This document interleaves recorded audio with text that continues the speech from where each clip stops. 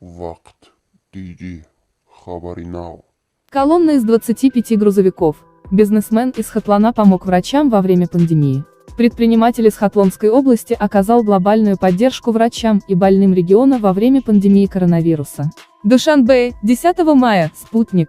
По инициативе местного предпринимателя Шамсула Сахибова, 9 мая в Бахтар прибыла колонна из 25 грузовиков, чтобы помочь госпитализованным жителям Хатлонской области, сообщил представитель пресс-службы Хатлонской области Насирджон Мамурзода. В тот же день лекарства и медикаменты были отправлены во все города и районы Хатлонской области.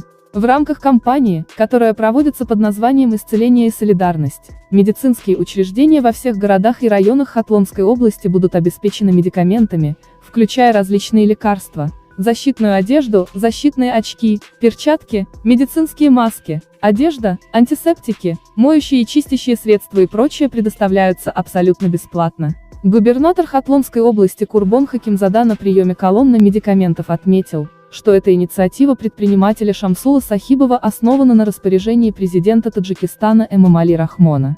От имени исполнительного органа Хатлонской области губернатор поблагодарил предпринимателя Сахибова и выразил надежду, что другие бизнесмены Таджикистана подключатся к этой благотворительной гуманитарной акции, которая во время мировой пандемии коронавируса очень важна и своевременна для каждого пациента и нуждающегося.